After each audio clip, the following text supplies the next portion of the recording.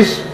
अस्सलाम वालेकुम रहमतुल्लाहि व बरकातहू। वालेकुम अस्सलाम रहमतुल्लाहि व बरकातहू। मेरा सवाल है कि आपका नाम क्या है? मेरा नाम मशहूद अहमद है जी। मेरा सवाल है कि ज़ोहर और असर की जब नमाज पढ़ते हैं इसके अंदर अल्हम्दुलिल्लाह जोर से क्यों नहीं पढ़ी जाती?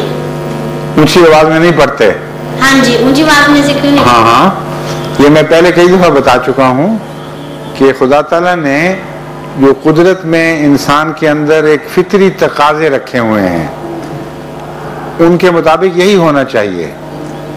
देखो, सुबह परिंदे चहचहाते हैं, गाते फिरते हैं, और सूरज जब डूबने को आया था उस वक्त के करीब शाम जरा पड़ जाती है जब, और गहरी होने लगती है, फिर परिंदे खूब चहचहाते हैं। जो बीच का वक्त है दिन का, खामोशी हो जाती है। होती है कि नहीं? क्यों होती है? ये फितरत का तकाजा है।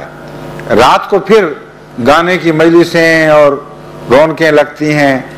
सुबह जब लोग गिडरिए निकलते हैं बाहर तो वो भी गाते फिरते हैं। ऊंट चराने वाले हुदी खान ऊंट चराते हैं और ऊंची आवाज में गाते हैं, और दोपहर को खामोश हो जाते हैं।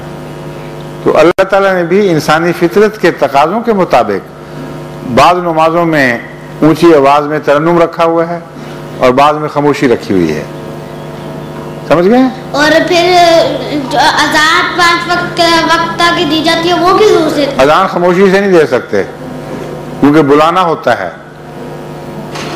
परिंदे अगर दोपहर को भी कॉल करेंगे तो ऊंची आवाज से ही कॉल करेंगे, खामोशी से भी बुला सकते हो कभी।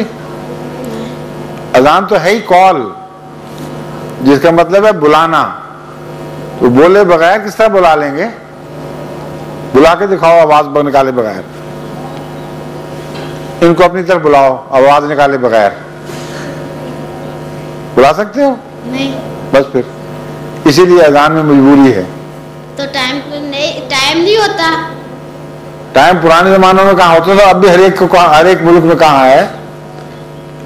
तुम्हें घड़ियां मिल गई हैं, टाइम हो गया है, मिल गया है, लेकिन हर जमाने के लिए है इस्लाम, हर मुल्क के लिए है। हर जगह कहाँ ये घड़ियां होती हैं? समझ गए? अभी बहस और करनी है या बस काफी हो गई? काफी है। अच्छा, शुक्रिया।